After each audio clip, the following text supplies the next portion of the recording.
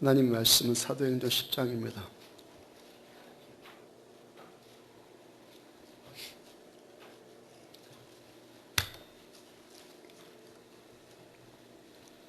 사도행전 10장 1절부터 8절.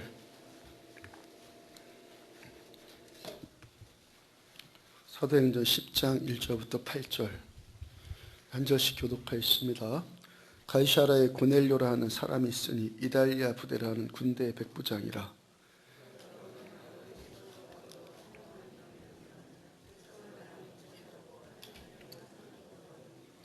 하루는 제9시쯤 되어 환상 중에 밝히 보매 하나님의 사자가 들어와 이르되 고넬료야 하니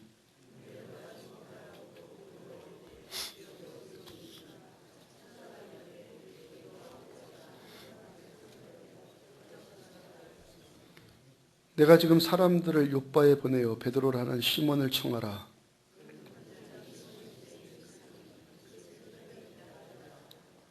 마침 말하던 천사가 떠나매 고넬료가 집안 하인들과 부하 가운데 경건한 사람 하나를 불러 아멘. 가이사라의 고넬료라는 제목으로 사도행전 94번째 말씀 전해드리도록 합니다. 한국에 처음 복음을 전해주신 외국인 선교사들 가운데 사무엘 무어 선교사님이 있습니다. 이분이 조선 땅을 처음 밟았을 때가 1892년도인데 그때 그분의 나이가 32살이었습니다. 이분이 조선 땅에 들어와서 장로교회로는 세문안교회가 다음으로 세문안교회가 가장 먼저 세워졌고 그 교회 다음으로 두 번째 교회를 세웁니다. 지금은 서울 소공동 롯데호텔 자리에 있는 그 당시 곤당골이라고 불렸던 곳에 세운 곤당골 교회를 세워요. 그 교회 안에 예수학당을 열어서 조선교육에도 힘을 기울입니다. 당시 예수학당의 학생들 가운데 봉줄이라고 불리우는 학생이 있었는데 그 학생이 백정 박씨의 아들이었어요. 그 당시 조선사회에서 백정은 인간 취급받지 못했기 때문에 이름은 없었고 박씨라는 성씨만 있었기 때문에 그 아버지가 박씨라는 것 외에는 이름을 알 길이 없죠. 어느 날 무어 선교사님에게 봉주리로부터 전갈이 왔습니다. 자기 아버지가 장티푸스에 걸려서 죽게 되었다는 거예요. 무어 선교사가 봉주리 아버지인 백정 박씨를 문병하게 되었는데 이분이 당시 의로 선교사였던 에비슨 선교사와 함께 가요. 에비슨 선교사가 세브란스 병원을 설립한 분 아닙니까? 그리고 그 당시에는 백정 박씨를 문병할 당시에는 고종 황제의 주치였습니다. 그러니까 황제의 주치 그리고 백정의 만남. 그 당시 문화사회적인 통념으로는 지금 상상도 할 수 없는 엄청난 사건이 일이 벌어진 거예요. 수차례에 걸친 에비슨의 왕진으로 백정 박씨가 깨끗하게 완쾌되었습니다. 그 사람이 얼마나 감격했겠습니까? 당시 인간 대접도 받지 못했던 자기에게 황제 주치의가 찾아와서 치료해 줬으니까 그야말로 감격 아니겠어요. 그 은혜에 감격해서 백정 박씨가 곤당골 교회로 나가게 되었고 무어 선교사가 그를 마음껏 환대해 줬고 박성춘이란 이름도 지어주고 세례까지 베풀어 줬습니다. 언젠가 제가 성도의 사업장 신방하게 되었는데요. 그냥 가기 뭐해서 간식거리 좀 준비해서 그 사업장의 직원들 챙겨드리라 했어요. 또 직원들 가운데 어떤 분 아프다고 해서 제가 기도를 해드리려고 마음 먹었습니다. 근데 여의치가 못해서 그냥 왔어요. 후에 들은 이야기인데 그때 아팠던 분이 그때까지 교회에 대해서 부정적인 생각이었고 교회 나갈 생각은 아예 없었다고 그래요. 근데 사장이 아니라 직원들까지도 챙겨주고 또 생전 보지도 못했던 사람이 아프다고 하니까 기도해 주려고 하는 목사 보면서 생각이 바뀌더라는 거예요. 전도가 되었어요. 기도는 못 해드렸는데 결과는 좋게 되었죠.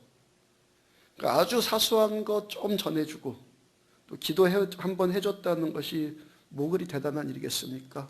그런데 그분의 마음이 그 작은 성의에 움직이더라는 거예요. 무어 선교사나 에비슨 선교사 입장에서 보면은 백정이라는 인식이 그들 안에 있습니까? 한국 사람한테나 민감하지 백정이라는 인식은 그 서구 사람들에게는 아예 인식 자체가 없어요. 그냥 이 사람들은 아픈 사람 한 사람 찾아간 것이고 자신들의 업인, 자기의 업인 의수를 맨날 하던 일을 그냥 가서 베풀어 준 거예요. 물론 에비슨 역시도 선교를 위해서 조선에 들어온 분이니까 자신의 목적과 그냥 합한 일을 한 것이죠. 근데 그 은혜를 입은 사람에게는 매우 특별한 경험이 되더라는 거예요. 물론 우리나라 이 문화 전통적인, 사회 전통적인 상황에서 더욱더 특별한 사건이었지만, 그러니까 하나님의 섭리 안에서 우리가 누군가에게 베풀어주는 작은 성의가 누군가의 마음을 움직일 수 있는 선교적인 감동이 될 수 있다는 거예요. 그렇게 박성춘이 전도가 되었고, 그런데 그 일로 인해서 곤단골 교회가 말썽이 일어납니다. 그 당시 양반 성도들이, 양반네들이 야, 양반이 어떻게 백정과 같은 자리에 있을 수 있느냐 그러면서 무어 선교사에게 백성춘을 내보내십시오. 그러면서 교회 출석을 거부했어요. 무어 선교사님이 야, 우리가 다 같은 하나님의 자녀들인데 당신들의 요구 틀립니다. 옳지 않습니다. 설명을 해도 막무가내입니다. 한 달쯤 뒤에 그 양반 교인 대표가 선교사님 찾아와서 제안하기를 자기 양반들 자리를 맨 앞자리에 별도로 마련해주고 거기다가 이제 경계선을 하고 그 뒤로 백정을 앉게 해주면은 자기들 교회 나오겠다는 거예요. 선교사님이 그런 차별은 하나님 앞에 전혀 합당하지 않습니다. 그러면서 거절했어요. 그래서 양반 교인들이 곤단골 교회와 결별했고 홍문동 교회라고 양반들을 위한 교회를 나가서 따로 세워요. 그 일로 난처해진 사람이 박선춘 아니겠습니까? 잘못한 건 아닌데 하여튼 원인 제공자는 자기고 교인 대부분들이 나갔으니까 박성춘의 입장이 난처해졌습니다. 그 박성춘이 그 미안한 마음에 교회 빈자리를 채우기로 결심을 해요. 그리고 자기와 같은 처지인 백정들을 전도하기를 시작해요. 백정도 사람 취급해준다는 그 소문이 금방 퍼졌고 장안에 퍼졌고 수원까지 해서부터 사람들이 왔어요. 사람들이 그런 곤단골 교회를 백정교회라고 지칭합니다. 얼마간 시간이 흘렀고 홍문동 교회로 갈라져 나갔던 양반 교인들이 자기들이 잘못했다는 것을 깨달아요. 그리고 다시 무어 선교사에게로 돌아옵니다. 그렇게 양반 교회인 홍문동 교회와 백정교회인 곤단골 교회가 합쳐졌어요. 그리고 지금은 서울 인사동에 있는 숭동교회의 전신이 된 홍문석골 교회가 세워졌어요. 그때가 1898년이었는데 그 당시 100여 명의 성도들 가운데 백정이 30여 명이나 되었습니다.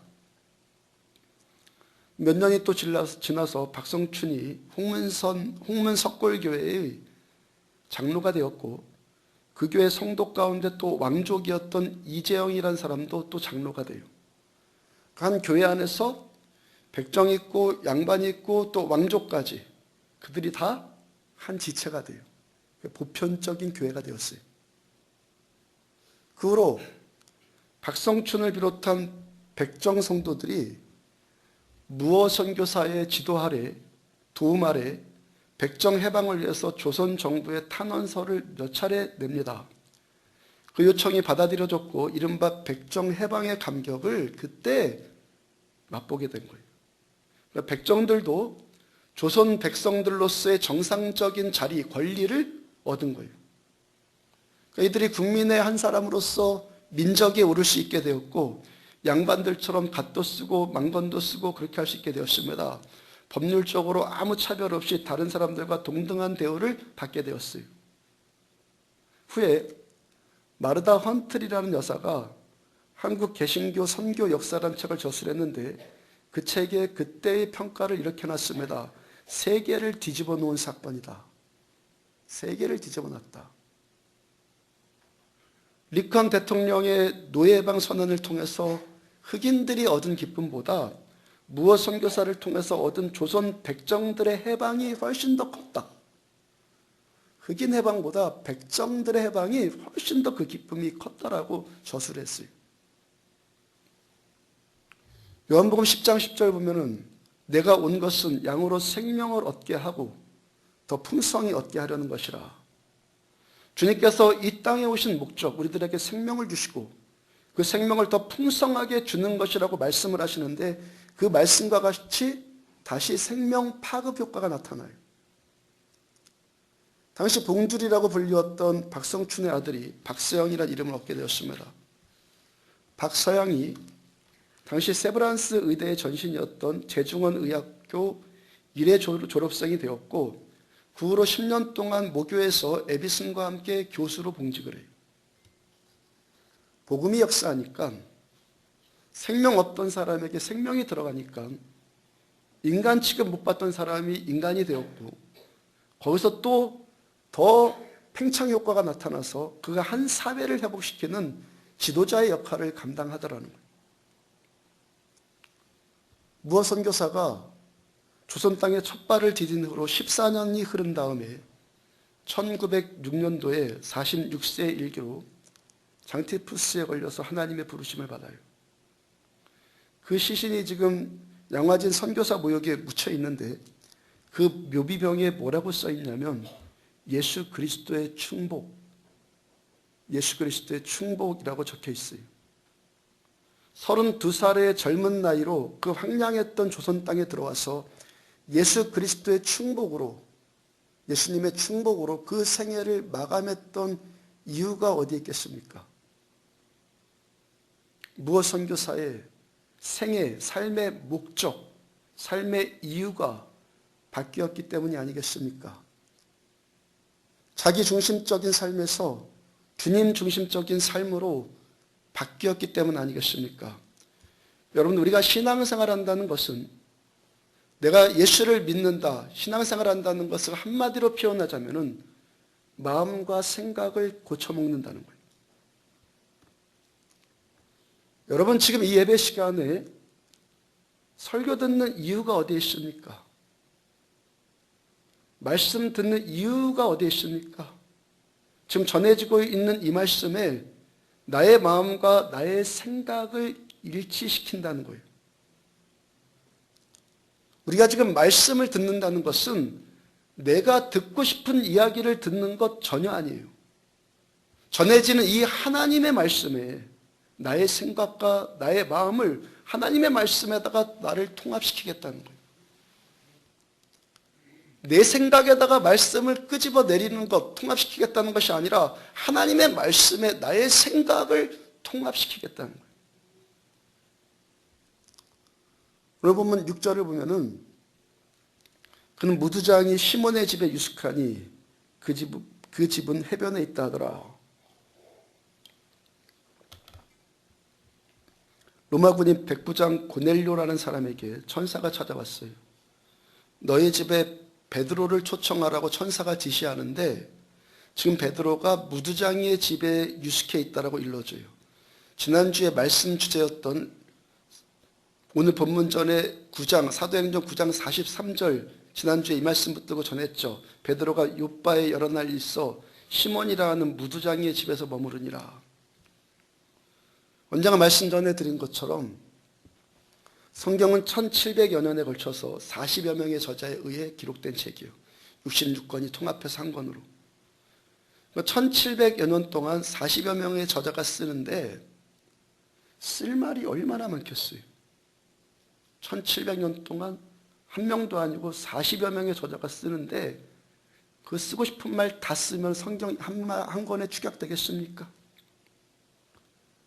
이 성경 안에 이 말씀들은 꼭 써야 될 것, 중요한 이야기들을 추리고 또 추려서 기록한 거예요. 그러면은 어떤 사람이 어디 가서 먹고 잤다.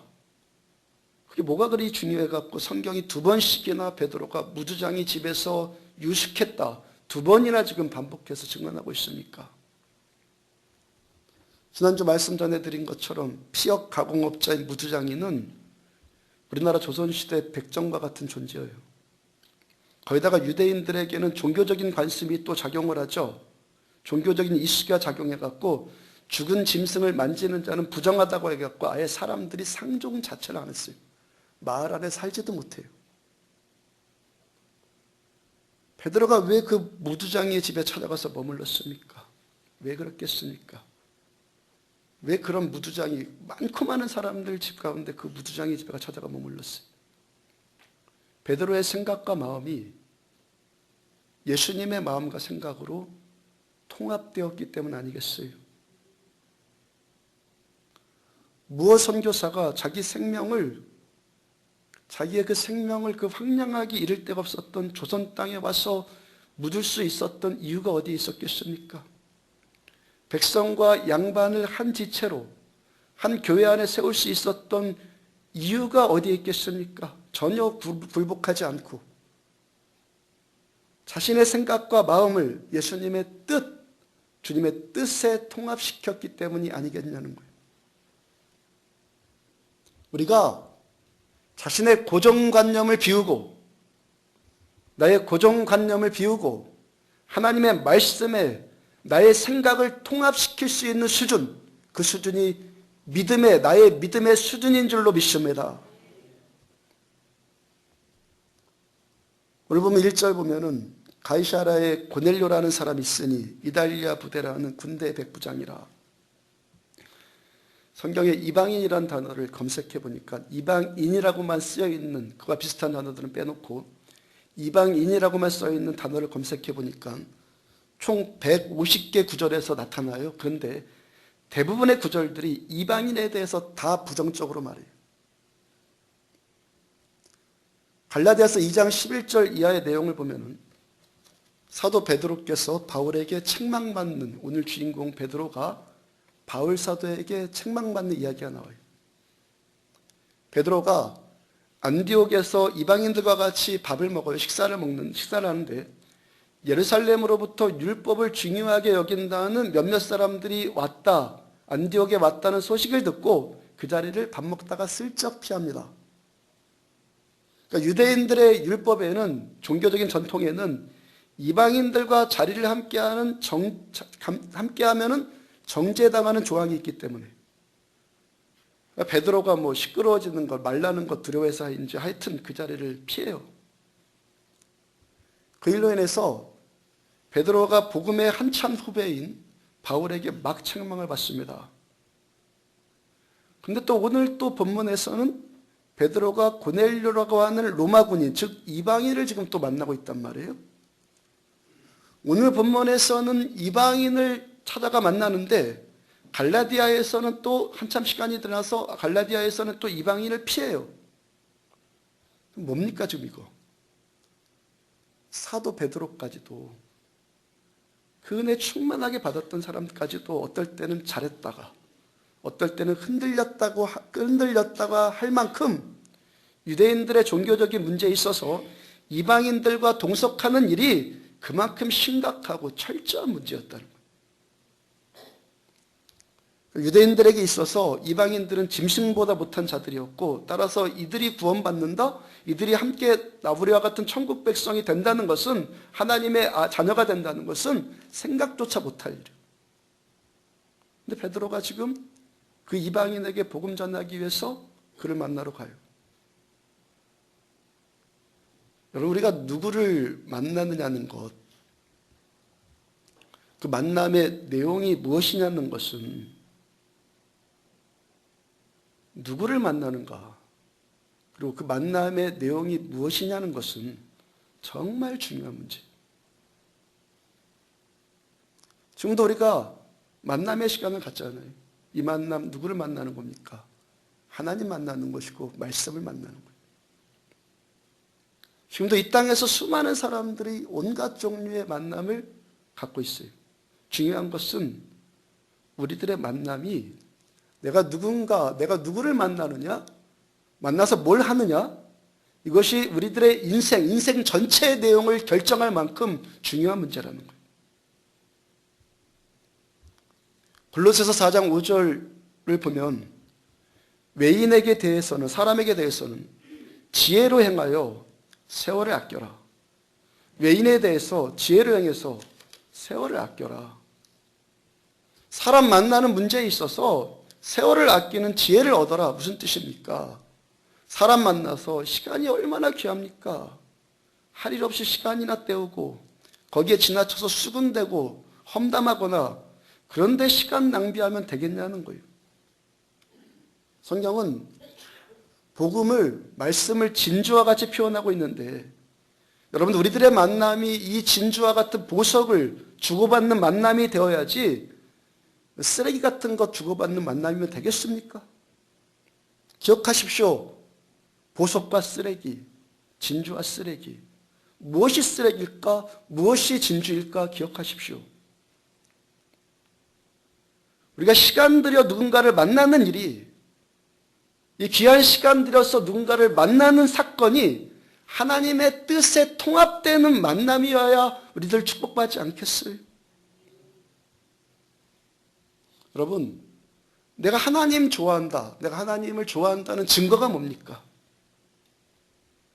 하나님께서 좋아하시는 것을 나도 좋아한다는 거예요. 그 증거예요. 내가 하나님을 사랑한다, 증거가 뭡니까? 하나님이 사랑하시는 것을 나도 사랑한다.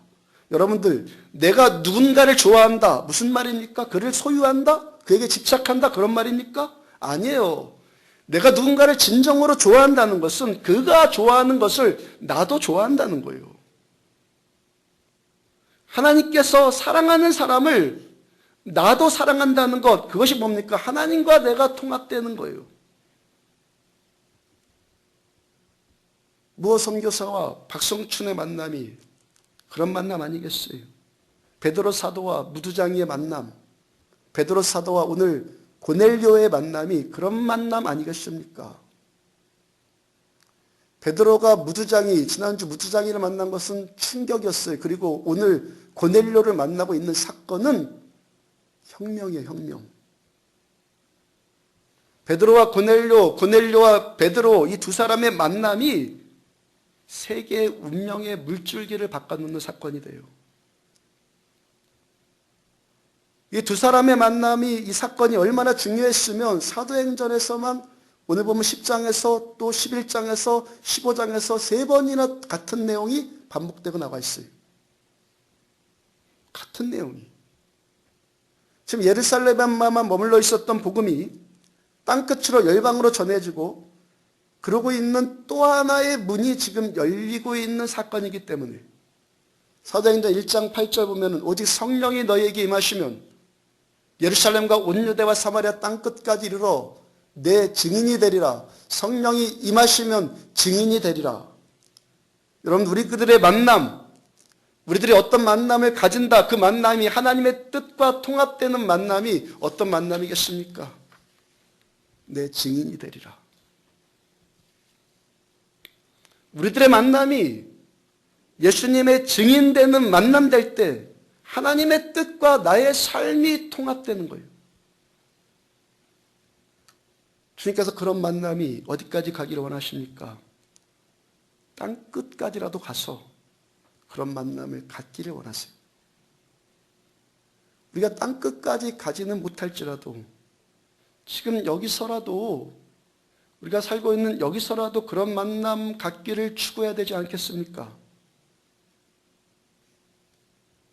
사도행전 당시에 땅끝의 개념은 로마가 아니면 지금은 터키 지역인 서버나 지역이 있어요. 땅끝은 로마 아니면 서버나였어요. 근데 지금 베드로와 고넬료가 만나는 지점은 로마가 아닙니다. 가이사라예요. 가이사라는 예루살렘으로부터 시작하자면 그 다음 사마리아, 그리고 그 옆에 인접한 다음 도시예요. 그러니까 예루살렘과 지금 가까이 있으니까 지정학적으로 땅끝 아니죠. 근데 인종학적으로는 땅끝이죠. 그 당시 땅끝은 로마였는데 지금 베드로가 로마 사람인 고넬료를 만나고 있어요. 그럼 복음을 어떤 공간에다가 전합니까? 그 공간 안에 있는 사람에게 전하는 거잖아요. 그러니까 로마 사람에게만 복음을 전할 수 있다면 그가 어디에 있든지 여기 있든지 거기 있든지 땅끝 사람에게 복음 전하는 일이잖아요. 맞습니까? 맞죠? 그런 의미에서 우리 교회 출석하고 있는 베트남 성도 짤리톰 같은 분은 성경적으로 아주 귀한 분이라고. 우리나라에 외국 노동자들이 얼마나 많이 들어옵니까? 강릉만 해도 동남아시아인들 쉽게 보잖아요. 모슬렘 지역에서 온 사람들도 있고 아프리카 지역에서 온 사람들도 있고. 우리가 아프리카로 가서 복음 전하는 일도 귀하겠지만 여기 들어온 그런 사람들 멸시하지 않고 그를 섬겨서 그가 예수 믿는다면 탁월한 일 아니겠어요? 그가 고국으로 가서 자기 나라로 가서 예수를 말한다면 우리나라 선교사 10명이 들어가도 훨씬 더 탁월한 일 할 수 있어요. 맞습니까? 당시 이스라엘은 로마의 속국이었고 로마가 세계의 패권을 쥐고 있었어요. 그에 대한 로마인들의 자부심은요 정말 대단했어요. 그 중에서요 군인들의 자부심은요 더했어요. 그러니까 백부장이 누구냐면 로마 병사 100명을 거느린 군대의 장교를 지칭하는 말이에요. 그 중대장급. 백부장 고넬료가 살아계신 예수님 만나고 그가 믿음이 확고해져서 다시 자기 나라 로마로 돌아가면은 그를 통해서 탁월한 생명의 파급 효과가 나타나지 않겠어요? 이 지혜롭고 탁월한 일이 어떻게 시작되었습니까? 베드로의 생각이 예수님의 생각과 통합되었기 때문에 종교적인 전통에 베드로 무능해지지 않고 주님의 뜻에 유능해졌기 때문에 무지장이 같은 비천한 사람도 사랑하시는 예수님의 마음이 베드로에게 임했어요. 고넬료와 같은 이방인, 그렇지만 전략적으로 그 유리한 어떤 고관들 역시도 동일하게 사랑하시는 예수님의 같은 마음이 베드로의 마음에 또 통합되었어요. 지난주에는 무두장에게 갔고 이번 주에는 백부장에게 가요. 전혀 다른 두 종류의 사람, 두 부류의 사람. 베드로 무두장에 가라시면 무두장에게 가고 백부장에게 가라시면 백부장에게 가. 가난한 자에게도 부한 자에게도 건강한 자에게도 병든 자에게도 자기가 그 기준을 정하지 않아요. 자기 선입견, 자기 고정관념, 자기 경험, 자기 전통 그런 것에 매이지 않아요. 자기 생각에 편협되지 않았고 오직 예수님을 위한 예수님의 마음, 예수님의 뜻이 지금 사도 베드로를 주장하고 있어요. 고린도서 5장 15절 보면은 그 모든 사람을 대신하여 죽으심은 살아있는 자들로 하여금 다시는 그들 자신을 위하여 살지 않고 예수님이 우리를 대신해서 죽으신 것은 살아있는 자들 우리를 다시는 우리 자신을 위해서 살지 않고 오직 그들을 대신하여 살았다가 다시 살아나신 이를 위하여 살게 하려 함이라. 다시 살아나게 하신 이를 위하여 즉 예수를 위하여 살게 하려 함이라. 우리가 예수님이 십자가에서 못 박혀 죽으신 이유가 어디 있습니까? 다시는 자기를 위해 살지 않고 예수를 위해서 살라고. 예수 믿는다는 것은 지위가 달라진다거나 신분이 바뀌는 것 아니에요. 무두장에도 상관없고 백부장도 상관없어요. 부자가 된다거나 가난해진다거나 그런 것에 초점 맞추는 것 아니에요. 병들었다거나 건강하다거나 그런 것 아니에요. 예수 믿는다는 것은 목적이 바뀌는 거예요. 생각이 바뀌는 거예요. 마음을 고쳐먹는 거예요. 지금까지는 자신을 위하고 자기의 이기적인 자기 이익을 위해서 살았던 삶인데 이제부터는 예수를 위한 삶으로 바뀌는 거예요. 나에게 주어진 삶, 시간, 물질, 건강 이런 모든 것들을 그런 것들을 사용하는 문제에 있어서 그 생각이 누구를 위해서 누구를 향해서 통합되어 있느냐 이 문제라는 거예요. 근데 기도할 때 보면은 하나님 위한다고 하고 나라와 민족 위한다고 하고 교회를 위한다고 하고 주의종 위한다고 합니다. 근데 막상 결정적인 순간이 되면 여전히 자신을 위한 삶을 추구하고 있어요. 여러분들, 우리들 내가 옳다, 이거 옳은 생각이다, 내가 옳다, 이게 맞다 라고 생각하는 기준, 내가 그것이 이게 옳다라고 생각하는 기준을 나 스스로가 얼마나 믿을 수 있습니까, 여러분들? 내가 어떤 것이 옳다고 판단하는 것을 내 스스로가 그 기준 정해놓은 것을 얼마나 믿을 수 있느냐는 거예요. 여러분가 어떤 것을 보고 옳다고 생각합니까? 목회하면서 아픈 것 있어요. 말씀 들을 때 그게 옳습니다 하고 아멘 합니다. 그런데 그 문제가 막상 자기에게 적용되는 문제가 되면 아멘한 것을 배신해요. 예를 들어서 제가 이 자리에서 시간 약속 지키는 문제에 대해서 말씀을 전한다고 한번 가정을 해봐요. 특히 예배 시간 잘 지킬 것을 강조해서 말씀을 전합니다. 그러면서 예와도 감동적인 이야기를 한 편 전해요. 그 옛날 평양의 장대현 교회에서 있었던 일이에요.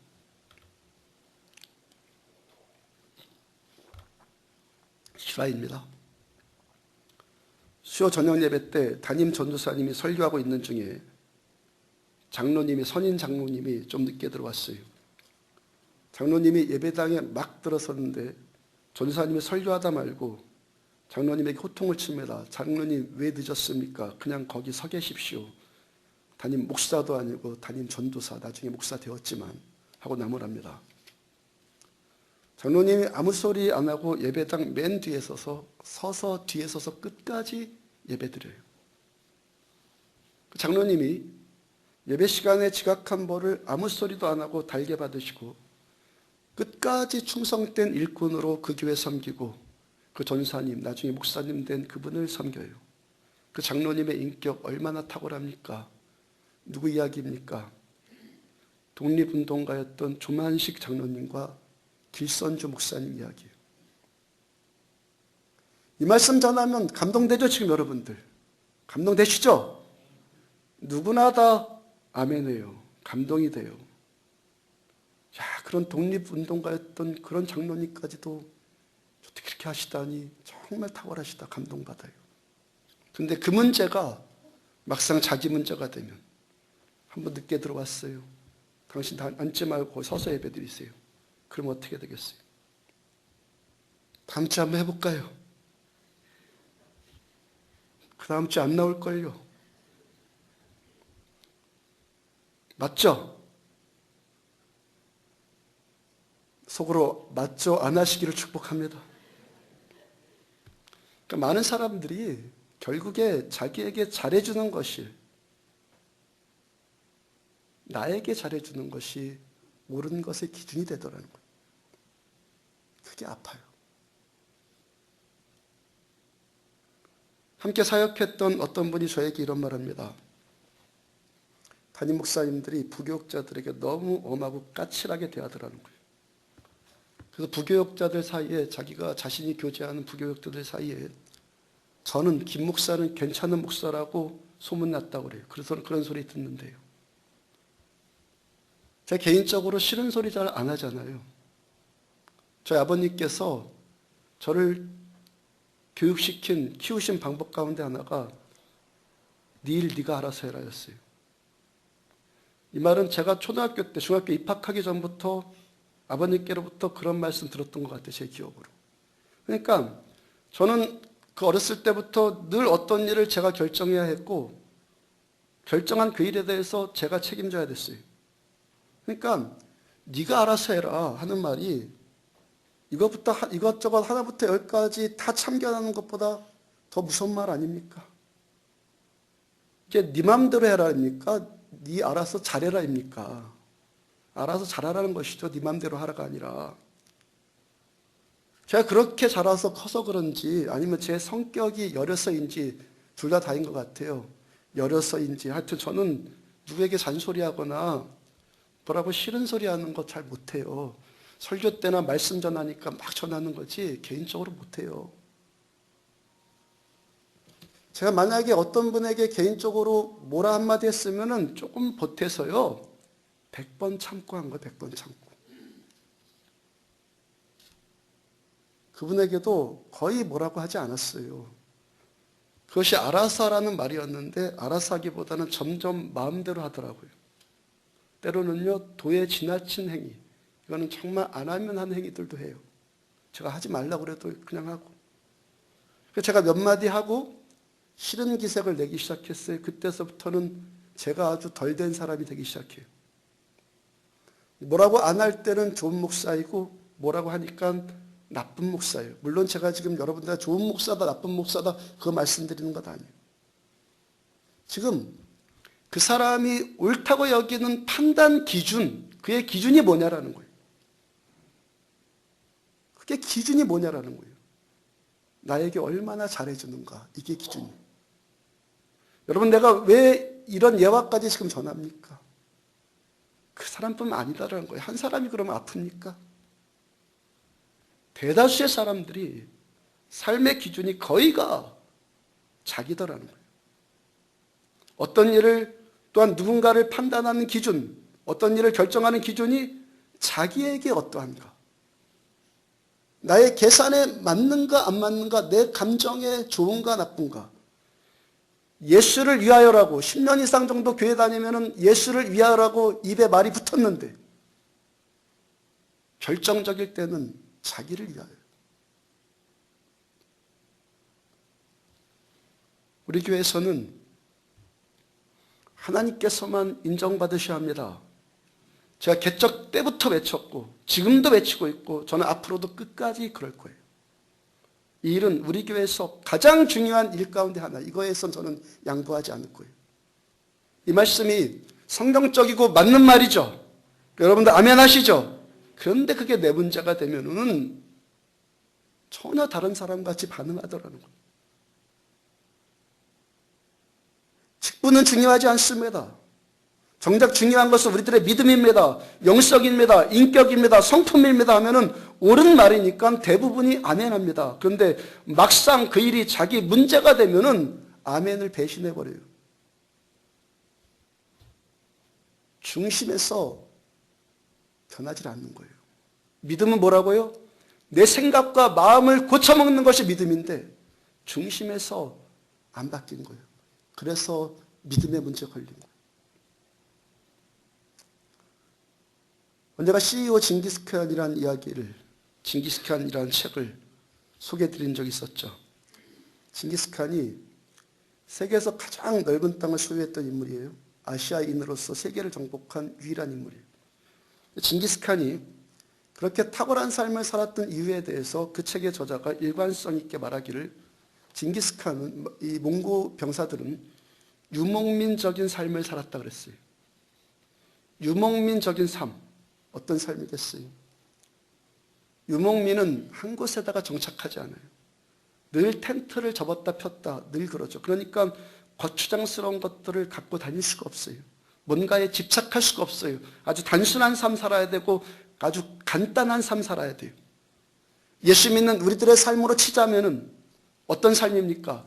자기에게 집착하지 않는 그런 삶 아니겠습니까? 언제든지 훌훌 털어버릴 수 있는 자기 생각, 자기 마음, 나의 고정관념, 그로 인한 나의 어떤 이익, 자기 계산, 자기 인정, 그런 것에 집착하지 않고 계속 자기 자신을 내려놓는 삶을 추구한다는 것이 유목민적인 삶 아니겠어요? 여러분, 하나님께서 우리에게 어떤 직분 맡겨주시고 어떤 사역을 맡겨주시고 어떤 자리를 주신 가장 큰 이유가 어디에 있겠습니까? 하나님께서 좋아하시는 것을 당신도 역시 좋아하라, 이 말씀 아니겠습니까? 하나님께서 사랑하시는 것을 당신도 역시 사랑해다오, 이 말씀 아니겠습니까? 나에게 주어진 것들로 자리가 됐든지 어떤 물질적인 것이 됐든지 나에게 주어진 것들로 다른 사람이 유익함을 얻는 섬김의 삶을 추구하는 말씀 아니겠어요? 만약에 어떤 분이 잘하다가 시험에 들고 고민이 생기고 뭔 일을 하다가 갈등이 생겼다면 거의 대부분의 이유가 어디에 있겠습니까? 뭐 누구 탓하고 환경 탓하고 문제 탓하고 다 그러는데 아니에요. 98% 이상의 이유는 하나님의 마음과 나의 마음이 분리되었기 때문에 그래요. 아멘입니까? 아멘입니까? 예수의 마음과 내 마음이 분리되었기 때문에 뭘 하다가 시험에 드는 거예요. 지난주 화요일 날은 밤 9시 30분쯤에 우리 주리 청년으로부터 밤 9시 30분쯤에 연락 왔어요. 섬기는 학원에 원어민 강사가 새로 왔는데 이분이 아프다고 하니까 목사님께서 전화라도 좀 기도 좀 해주십사 라고 부탁을 하더라고요. 그분이 한국인인데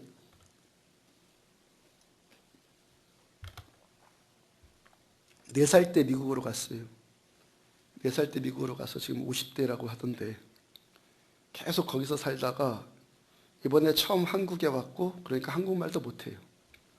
그러니까 한국말을 알아듣지 못한다는 이유도 있겠지만 제 마음 가운데 전화로 기도하기보다는 대면했으면 하는 마음이 들어요. 주리자매에게 그분을 모시고 교회로 오든지 아니면 내가 거기로 가든지 물어보라 하니까 그분이 아파서 꼼짝 못하겠다고 하고 그래서 제가 갔어요. 가보니까 허리가 아파서 걷지도 서지도 못하고 있는데 한 4-5차례에 걸쳐서 기도해드리고 대화하면서 1시간쯤 시간이 흘렀어요. 뻐근한 것은 남았는데 통증은 사라졌다고 하고 일어나서 막 걷기도 하고 막 얼굴에 화색이 돋고 기쁨이 납니다. 돌아왔는데 다음날 전화해 보니까 다시 아프대요. 이미 성령님께서 저에게 어떤 마음을 주신 것이 있기 때문에 그 문제에 대해서 제가 특별하게 더 기도를 해야 된다는, 시간을 내서 기도를 해야 된다는 마음은 이미 제가 갖고 있었어요. 하여튼 저도 바쁘고 피곤한데 제가 그 시간에라도 기꺼이 나가는 이유가 있어요.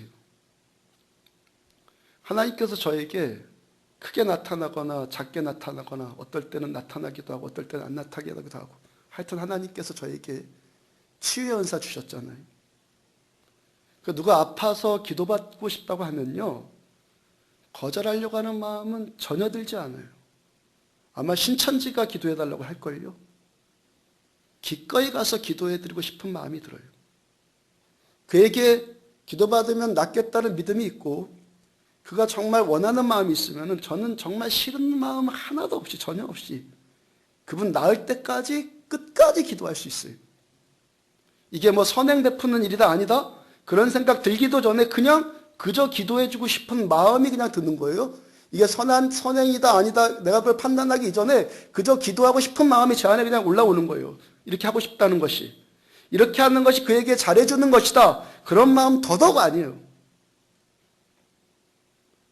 물론 누군가에게 복음 전하는 일 마찬가지 감정이에요.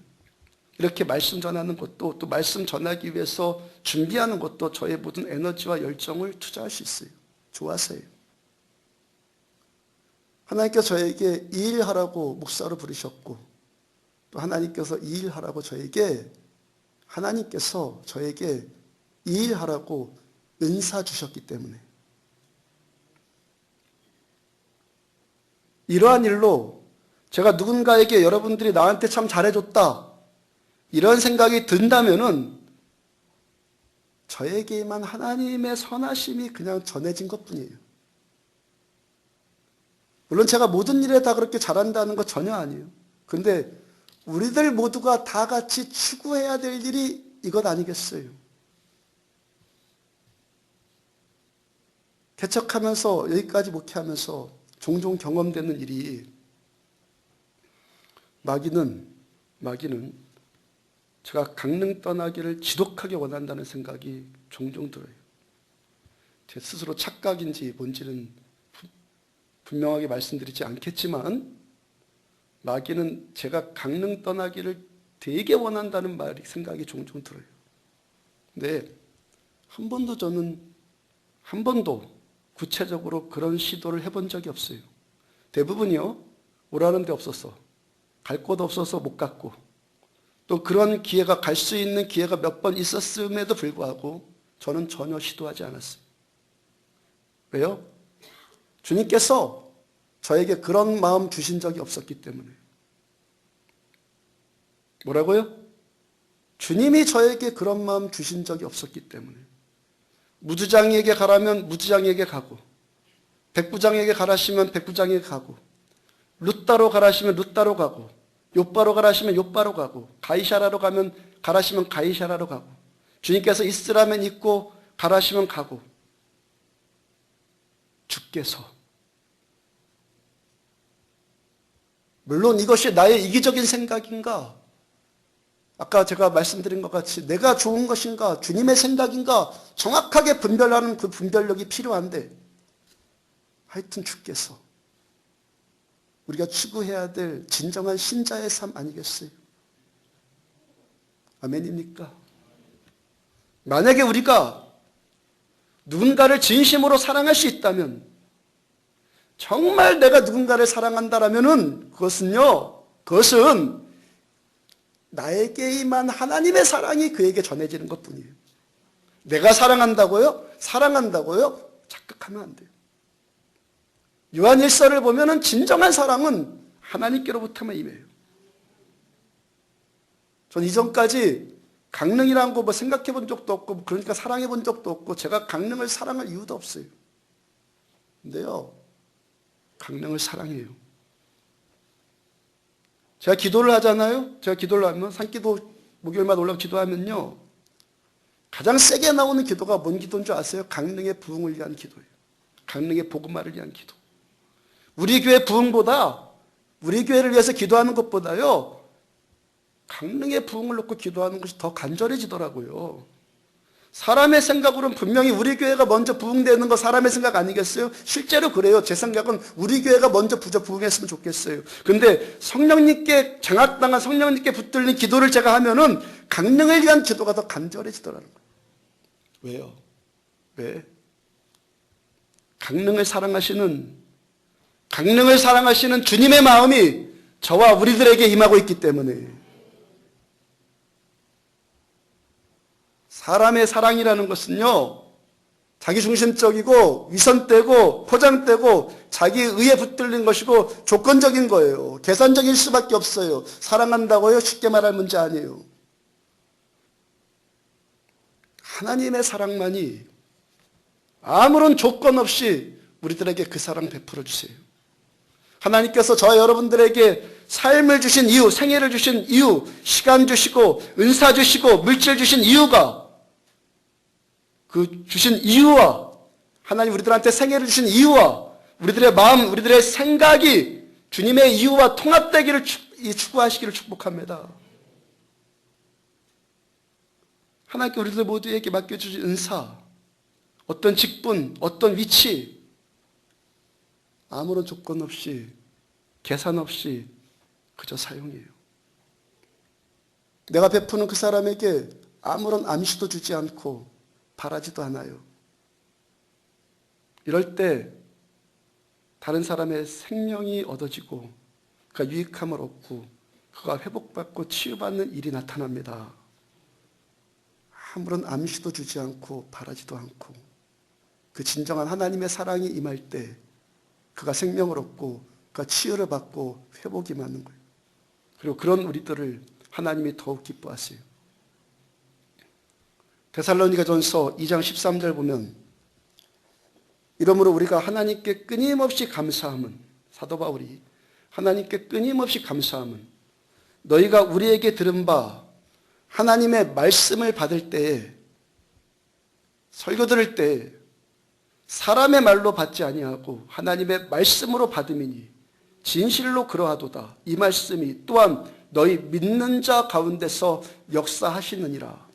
이 말씀이 또한 너희 믿는 자 가운데서 역사하시느니라. 우리가 어떻게 하면 하나님의 말씀이 내 삶 가운데 재현되어지는, 하나님의 말씀이 현실 가운데 경험되어지는, 이 말씀대로 되어지는 삶을 살 수 있다는 것입니까? 너희가 우리에게 들은 바 하나님의 말씀을 받을 때 사람의 말로 받지 아니하고 하나님의 말씀으로 받음이니 진실로 그러하다. 나의 마음, 나의 생각이 하나님의 말씀과 통합되어질 때 그때 하나님의 일이 나타난다는 거예요. 대부분의 성경학자들이 신약성경 27권 가운데서 가장 먼저 쓰여진 책이 데살로니가 전서라고 그래요. 가장 먼저 쓰여진 책이 데살로니가 전서. 사도 바울께서 초대교회 당시에 여러 교회에 서신 보내는데 그 중에 가장 먼저 쓴 편지가 어떤 편지라고요? 데살로니가 전서. 가장 먼저 써요. 가장 먼저. 어떤 마음이에요? 가장 먼저. 그만큼 사도 바울의 마음에 데살로니가 교회가 특별하다는 것 아니겠어요? 사도 바울께서 그 데살로니가 교회 때문에 끊임없이 감사가 나오는, 데살로니가 교회만 생각해 보면 끊임없이 감사가 나오는 특별한 이유가 있다 그래요. 너희가 우리에게 들은 바 하나님의 말씀을 받을 때 사람의 말로 받지 아니하고 하나님의 말씀으로 받음이니, 하나님의 말씀을 전하는 종에게 있어서 가장 먼저 그 마음 주고 싶어하는 특별한 교인이 어떤 사람이라는 거예요. 이 말씀을 사람의 말로 듣지 않고 하나님의 말씀으로 듣는 사람.